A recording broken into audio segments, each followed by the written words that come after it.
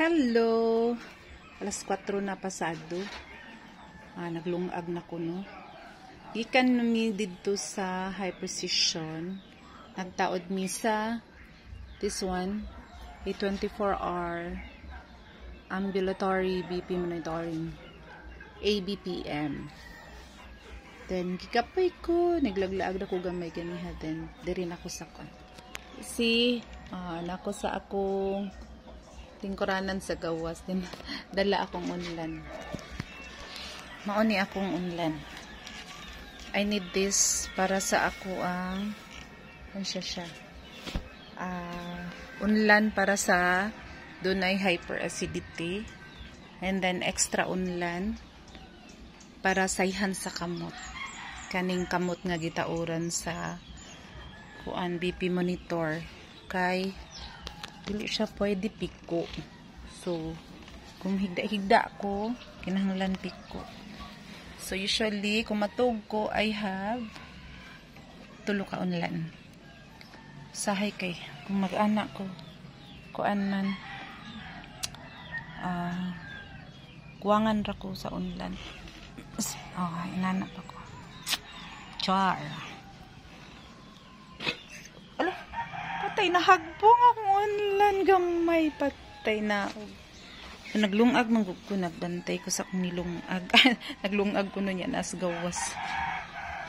So na ako dito sa nasa sulod, naglungag din. Ako ra usa nabilin dres balay kay nagduwa mag basketball lang ako ang bana.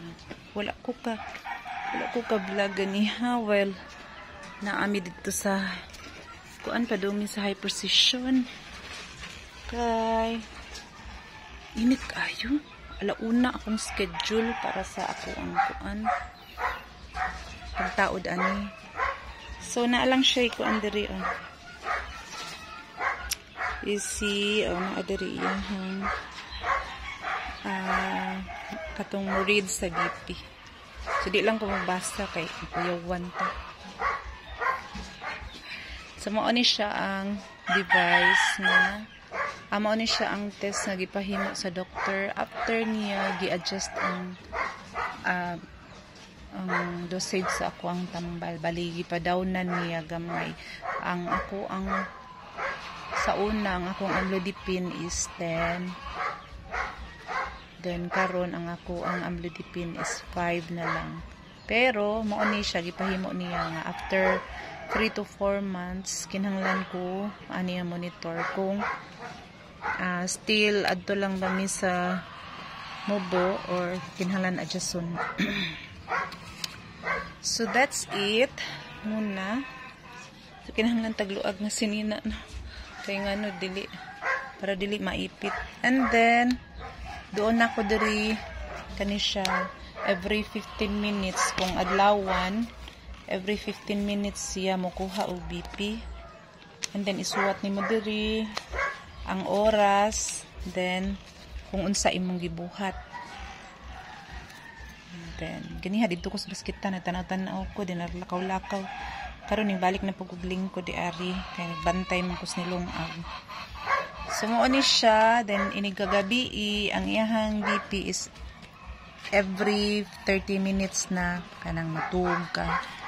So good luck makatulog bagha ta ani kay magsige man siya BP. So, maon siya. So, ari lang pa. Marataanig kuan. So, parihara gihapon ni siya sa akong naagian sa una na Holter monitoring. Only lang, kani siya, ang katong Holter monitoring is para sa heart. Kani siya, para sa blood pressure. So, guys, thank you so much for watching. Dari lang sa ako. Lain sa kay mga anak ko no. Taod-taod mo, BP na sad ni siya. Hi! Yung update nga pala sa aking ambulatory BP monitoring, kung makatulog ba ako sa gabi. So, nakakatulog naman ako. Actually, the whole night, parang 3 beses lang ako naka-feel na nag-BP yung aking device. So, okay naman siya. Akala ko hindi ako makatulog kasi BP siya ng BP after 30 hours. Pero nakatulog pa rin ako ng mahimbing. Kain tayo guys ng pipino. Ito yung snacks ko. Na nakakadagdag siya ng water and then naka-neutralize ng aking acid sa stomach. So, yun ang aking update. Meron ako ditong dalawang banana cake and yung chocolate cake doon. Piraso na, mga slices na. And ito naman yung mga na kinuskus ko doon sa parchment paper. And meron akong binake na crinkles. First time kong nag-bake ng crinkles. So, hindi siya chocolate kasi ano lang yung ginamit ko. Cocoa powder na yung sachet na maliliit na mabibili sa tindahan. Yung bang Don Pepe lang. So, hindi talaga siya yung dark na chocolate. And, binanta ko ito ng tigpa 5 pesos isa. Ay, Tagalog ako ngayon. Hindi ko na malayan. Tagalog pala ako ngayon. So, ang sarap niya kaso lang matamis. So, hindi ako pwedeng kumain ng matamis masyado kasi nga boundary yung aking sugar. Nasa boundary.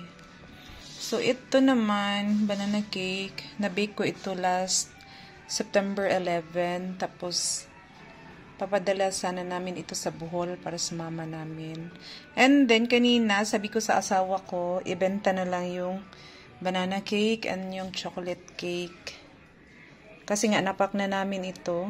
And then, hindi natuloy na madala doon sa Bohol kasi hindi tumuloy yung kapatid ng asawa ko na dapat sana ay uuwi siya sa kanila. So, sabi ng asawa ko, initin mo na lang ulit. And then, ipapadala niya bukas. Ito, ngayon, itong aking crinkles ay bumili yung aking apo, dalawa. So, magkaiba yung kulay niya. Ito, dark brown, tapos hindi siya masyadong tumubo. Ewan ko, kahit isang oven lang, ito naman siya, nasa upper part siya ng oven. Medyo light yung kulay niya, pero medyo mas matigas yung sa kanya ibabaw. Dito naman, medyo brown siya, parang sunog siya tignan, pero mas softer siya kaysa sa dito. So, bumili yung apo ko ng isang medyo soft, yung nasa ilalim, and isang dito sa ibabaw. So, pinagkaabalahan ko ito ngayon habang wala akong trabaho. So, sana maraming mag-order, banana cake, and ayun. So, eto lang muna ang aking vlog for today. Sana marami na akong order. And in God's grace, no? Magkaroon tayo ng maraming order. So, nagpa-practice pa lang po ako. Pero itong crinkles ko ay first time ko nagluto. Then, nanood-nood lang ako ng video. Tapos, ayun, hindi siya masyadong chocolate kasi. Kasi nga, kulang yung aking, hindi dark chocolate yung aking nabili. Mag-arrange pa ako dito. Ay, katatapos ko lang pala na maghugas ng aking pinggan. And my husband would be here in siguro mga alas 5 kasi 4:30 siya. Hanggang 4:30 lang yung trabaho niya ngayon. And mag-arrange pa ako dito sa aking tindahan. Tingnan mo naman, oh. Maraming paninda na lumabas na. Kasi minsan, yung apo ko na 1-year-old, ano niya, kinukuha niya yung mga tinda minsan. So, mag-arrange muna ako, guys. Dito pa, biscuit. And maraming kalat. Maraming ditong mga wire-wire.